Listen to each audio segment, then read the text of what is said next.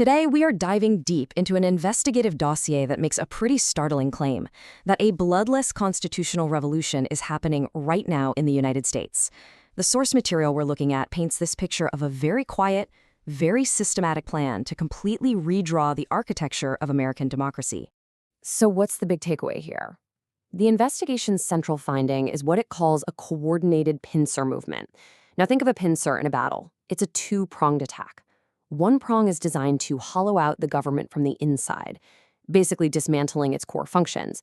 And the other prong, that one takes aim at the free press, which has traditionally been the watchdog of power. And who's behind this?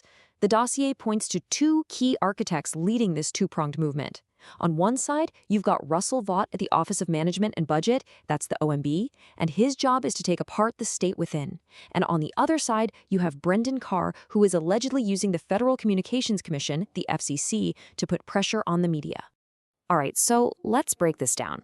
We'll start with that first pincer, the one coming from inside the government itself.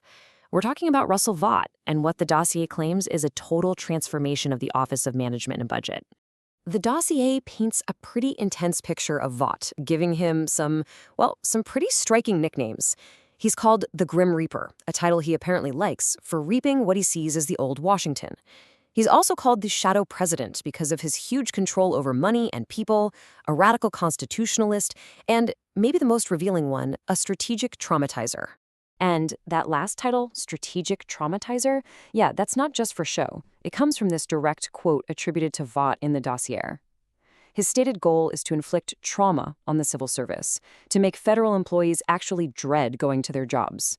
The source material presents this not as just some tough management style, but as a core strategy. You demoralize the government workforce so you can justify dismantling it. So how do you do that? Well, according to this investigation, the main weapon is a new policy called Schedule P/C. What it does is take career, nonpartisan government employees, the experts who keep the lights on no matter who's in office, and it strips them of their job protections. They become at-will employees, which means they can be fired on the spot for any reason at all. And we're not talking about a handful of people here. This scale is massive.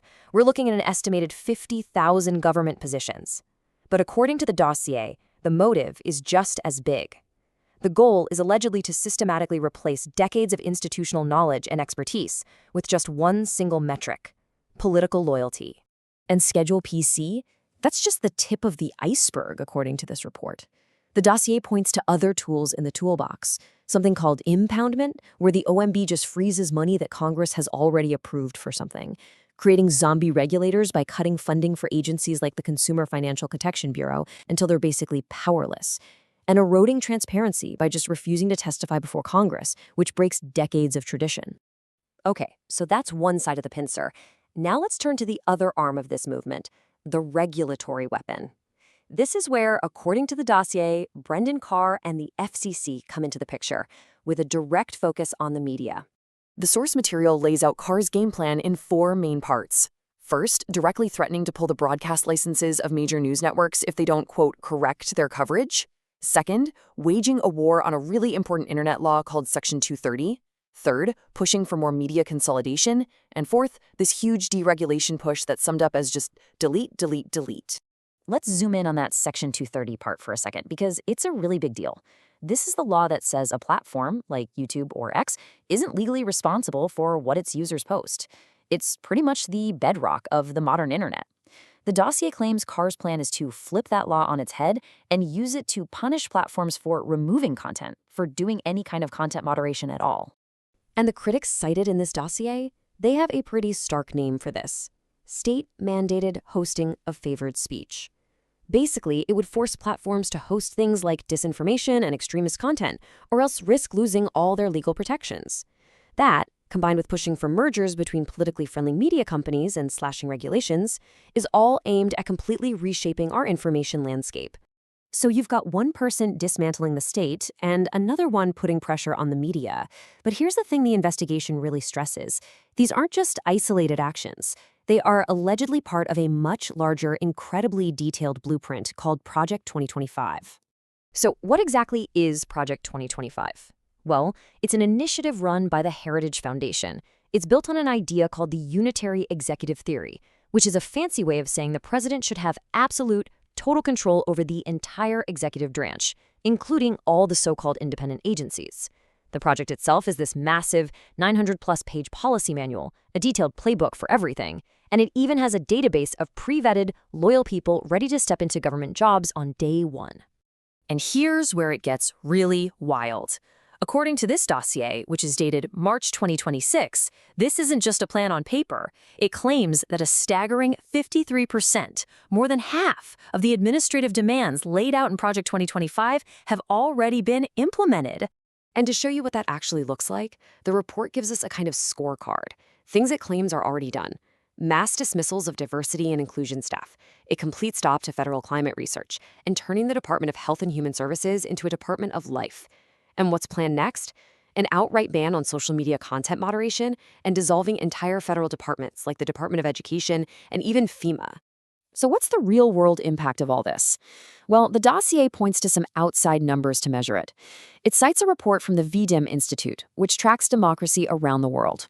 According to that data, the United States has already plummeted from 20th place down to 51st in its global democracy rankings.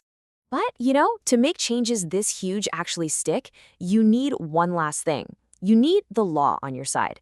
And that brings us to the final part of the dossier, what it calls the judicial shield, a whole new legal architecture supposedly created to protect all of these executive actions. This shield, it was really forged in the fire of the legal battle over presidential immunity. In the case of Trump v. United States, the lower courts all said no to the idea of absolute immunity. But then, on July 1st, 2024, the Supreme Court stepped in and created a completely new legal framework, basically from scratch. So what the court did was create this brand new three-tiered system. First, it created a zone of absolute immunity for what it calls core presidential powers. Then, it created a second zone of presumed immunity for all other official acts, which makes it incredibly hard to prosecute a president. And that leaves only purely private, non-official actions with no immunity at all.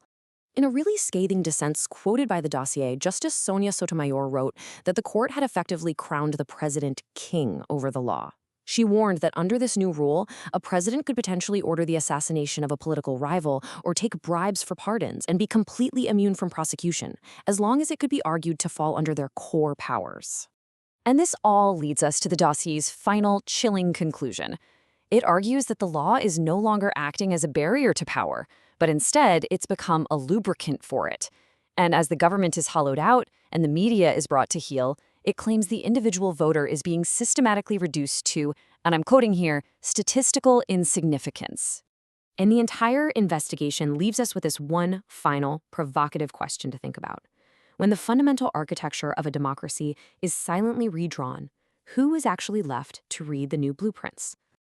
All right, so to quickly recap what this dossier lays out, we've looked at this alleged pincer movement against the constitutional order, supposedly led by Russell Vought from inside the government and Brendan Carr from the outside.